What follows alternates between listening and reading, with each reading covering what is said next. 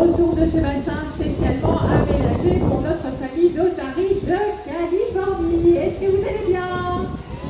Oui, il fait beau et chaud, on est tous contents d'être là. Quelques petites présentations avant d'aller plus loin. Il est dans la cabine de son, il adore les applaudissements, il travaille en cachette parce qu'on ne le voit pas beaucoup.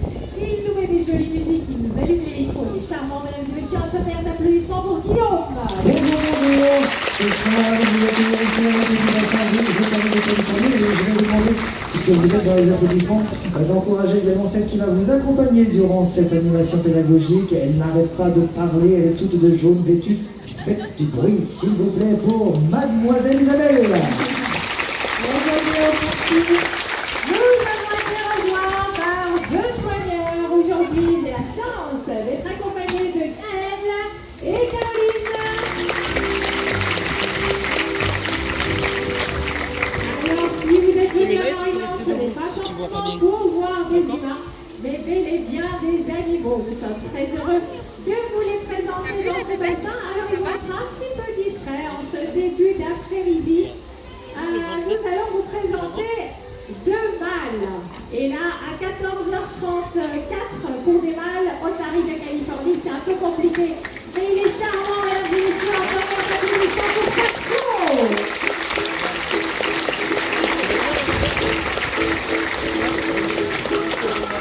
Bonjour, grand chouchou à moustache. Caro, elle adore. Son chéri est très jaloux, mais elle adore les bisous de Saxo. De l'autre côté, dans une forme complètement différente, mais bien équivalente à l'heure de 14h30, donc de la sieste des Otaries de Californie, notre énorme géant, mais néanmoins charmant, Monsieur Sly.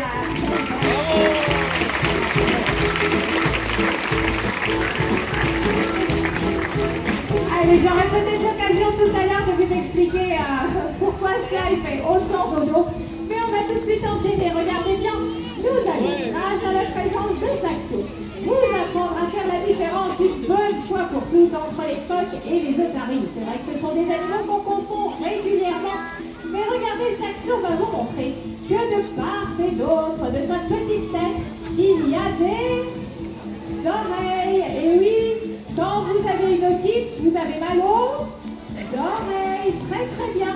Regardez sur la photo là-bas, tout derrière, sur notre écran Full HD 4K, nous avons une photo d'un phoque. Et vous voyez une tête très très ronde et pas de petit pavillon externe.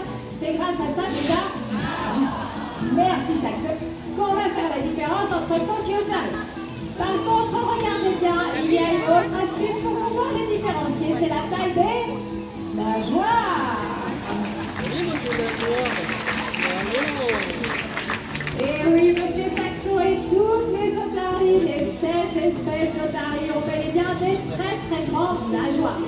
Avec ces grandes nageoires à Maryland, on peut faire plein de choses. Qu'est-ce qu'on peut faire, Caro, avec des grandes nageoires comme ça? On peut dire bonjour, d'accord. On peut se cacher quand on fait des bêtises. Ouais, il se cache. Et on peut surtout demander des applaudissements. Eh oui. Par contre, bien sûr, en milieu naturel, tout ça n'existe pas. Mais ces grandes nageoires vont plutôt permettre aux animaux de se déplacer très facilement, que ce soit sur la terre ferme ou dans l'eau. Regardez, Saxo est très agile sur la terre ferme.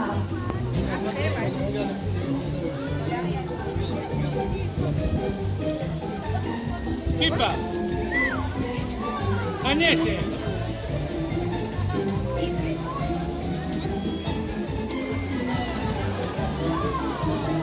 Oh, bravo, Saxo, j'ai vu, tu es très agile. C'est très bien.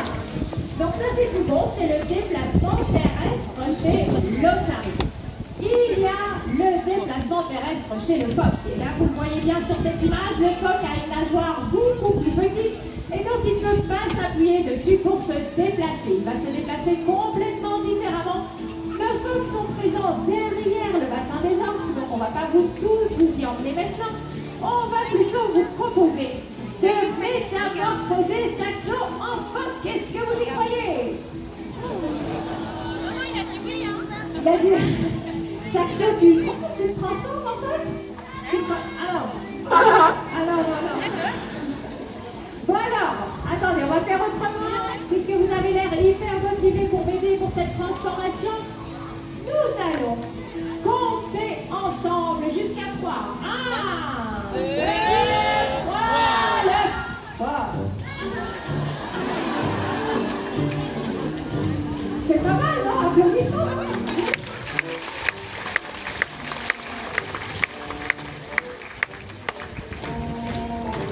Attention, regardez, cela, il va aussi vous montrer, Caro, cela, il vient te montrer à quel point il peut aussi faire le phoque. C'est vrai que le de ces 266 kilos. Il est capable aussi de se métamorphoser en coq ou en planche. Il fait la planche, voilà. Alors vous avez vu donc le phoque, effectivement, lorsque Saxo se métamorphose en phoque, il va ramper sur son ventre. Et oui, c'est le déplacement qu'utilisent les phoques. Hein. C'est pas du tout Saxo ne se moque absolument pas des phoques.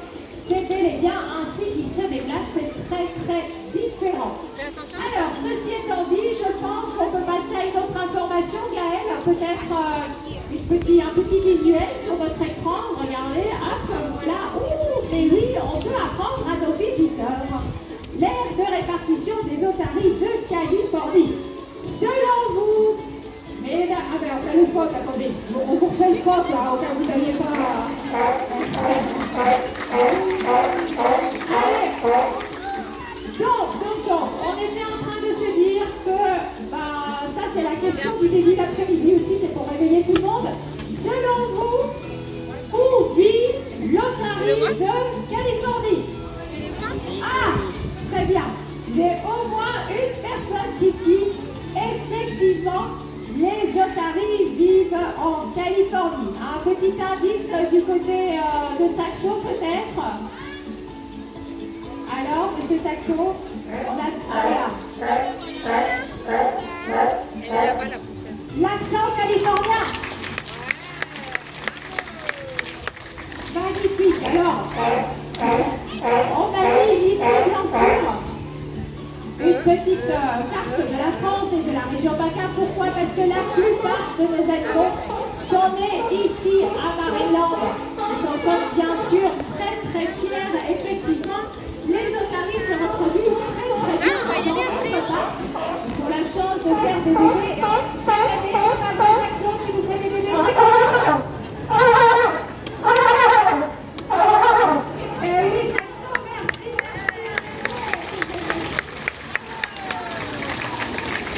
Qu'est-ce qu'il nous disait, Saxo? En fait, il nous disait que l'année passée, nous avons eu 2 petits bébés qui sont nés. Ce sont 2 petites femelles. Nous en sommes bien sûr très fiers. Nous avons fait plein de bébés ici à Maryland, grâce au fait, bien sûr, que nos animaux sont en pleine forme. Comment est-ce qu'on fait pour qu'ils soient en pleine forme?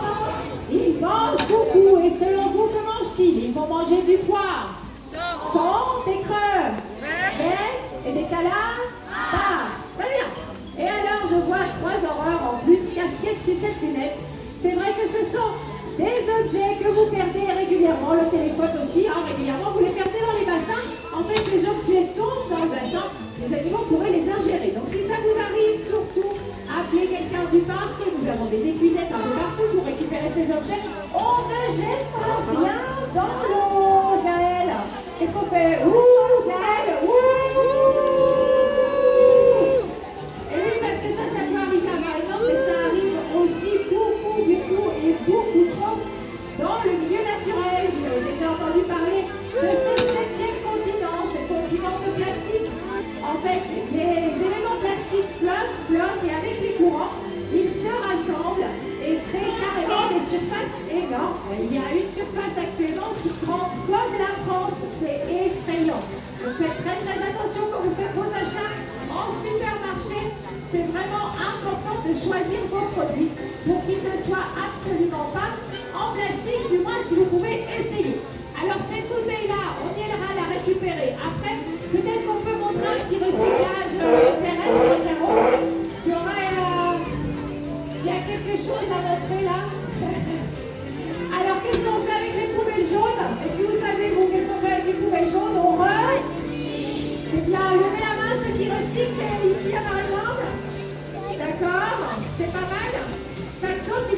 un exemple. Tu recycles aussi, toi? Regarde. C'est pas sûr, hein. En ces temps un peu chaud, voilà. Alors, il est temps pour moi de vous expliquer un petit peu la situation aussi dans le bassin.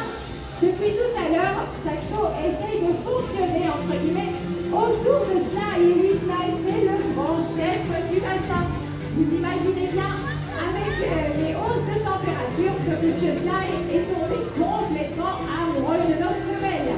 Ça veut dire quoi? Ça veut dire en fait que cette année, nous nous sommes mis en fait de ne pas avoir de bébés au tarif. Et oui, chez nous, c'est beaucoup plus difficile de ne pas en avoir que d'en avoir. On a eu plein de bébés tout au long des années écoulées. On a envoyé tous ces animaux un petit peu partout en Europe.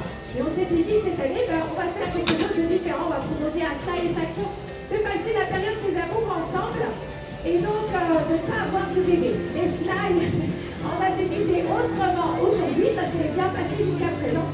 Mais là, il prend un petit peu possession du bassin et contrôle ce que fait Saxo. Et je vois que Saxo est assez disponible pour jouer avec Caro.